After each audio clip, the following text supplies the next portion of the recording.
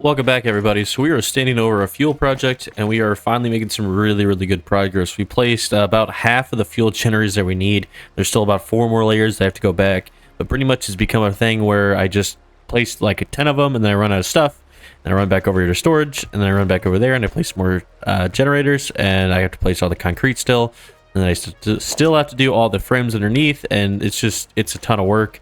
Half of the pipes are not even hooked up yet, and there's just so much like tedious stuff that needs to be done to make this project work, and I don't think that it's really entertaining to sit here and watch you place belt after belt for 20 minutes. So I want to try something a little bit different today. We're going to do a tip video just talking about some of the things that I have learned in my process. This world is currently sitting around 300 hours, and I've learned quite a bit through playing through all this stuff, so I just wanted to share some of that with you today. Hope you guys enjoy the video. In closing factories, so I spent a lot of time in my beginning days of Satisfactory just building a 1-layer factory and just putting as many machines as possible into as many places as I could.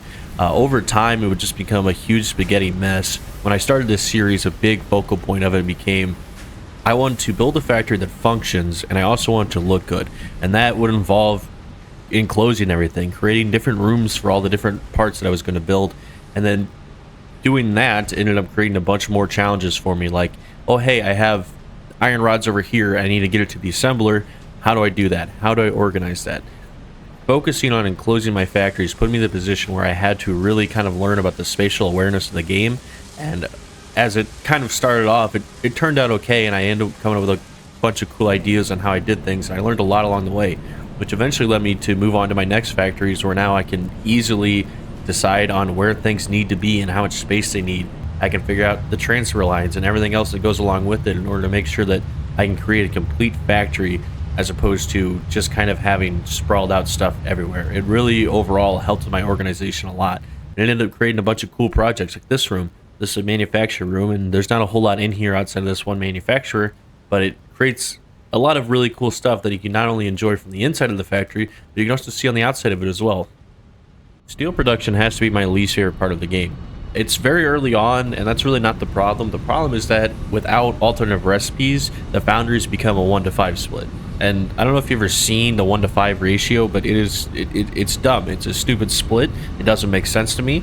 I've tried to figure it out, and I can't do it. I've tried it on my own. I've even looked up other solutions and put that in there, and I just think that where it's at, it really throws a lot of really hard stuff at you, and I don't think that it's quite as fun as it could be. It definitely kind of bogs down because it puts you in a situation where, one, it takes so much coal and so much iron to produce enough of the parts to actually make the assembler stuff you need, like the encased steel beams and the stators. All that stuff can be really difficult to make with the steel that you have.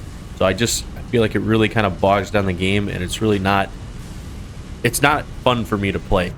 I'll still play it because it's a necessary part of the game, but it's just not something that I quite enjoy. It's never enough power. The power system in this game kind of works, for me at least, without my kind of planning ahead and looking towards stuff. It kind of feels like trying to ride a bicycle with a flat tire. And you know that it's going to run out of air, and it's good right now, and you filled it up, but in a little while, it's going to run out of air, and it's going to shut everything down. So it always feels like whenever I'm building power systems, and something that I've noticed a lot is that even when I think I've gone above and beyond and done way too much stuff, it always feels like I'm going to forget about it and not have to worry about it for, you know, a couple 20, maybe 30 hours, and then I start adding stuff to the factory, and I come back and I shut it down, and I get a huge problem on my hands. That just kind of fills into my planning and how I kind of do things, but it's pretty much put me in the position that I am in now, where I'm going completely above and beyond the power system, and I'm building our massive fuel system that we got going on just so I can not really have to worry about it for a long time. So if I was to give anybody the most important tip out of this video, it would have to be just build way more power than you think you need. Just take the time to build something that's way above and beyond, and keep track of your power system. When you start to get close, you need to go put some more down. Another important thing that I've learned along the way is proper logistics. I've always kind of struggled with trains and trucks, mostly because I don't really like using them. They don't make a ton of sense to me. The kind of air gap in materials getting from where they're at to where they need to be kind of really frustrates me, and I feel like it's not a perfect number. I feel like when you run a belt, you're getting exactly 60, and that's exactly what it should be, and that is able to create 100% efficiency with your machines. When it comes to running trucks and trains, it really always felt like me that it didn't actually create an exact number, and I didn't like that, and that kind of scared me away from using them. But I've noticed that when I've started building these factories and I've encased them and I've built the power systems and done everything correct, the only way to get them to run the way that I needed them to run is with trucks. And now that I've kind of embraced that, and I've built the truck stations, and I've built highways, and I've set up multiple train stations in my world, I was able to finally get to a point now where I feel comfortable enough to using them, and they become a massive, important part of the game for me. And the last tip I have for today's video is going to be organizing power lines.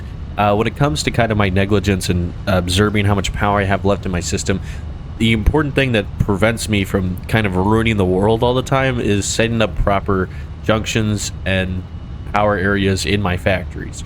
And doing this little system, these little setups with these power switches have allowed me to pretty much fail safe my system. If something goes wrong, if I run out of power, I can always shut off a factory or shut off a set of machines and wind up fixing the problem before it gets way too out of hand. So this is going to be the end of the video. I really hope that you guys enjoyed it. We tried to do something a little bit different today, just kind of give you guys some tips about some stuff that I've learned kind of along the way. If you liked the video, you can go ahead and like down below. You can comment some tips for maybe some other people that can help them out, or even you could teach me something that I don't know. Either way, I appreciate all the support, and if you guys would like to follow this series, all this footage and everything for this world is a full series that I have on my channel. If you guys want to check that out, that would be massive, and I really appreciate everything. You guys have a great weekend.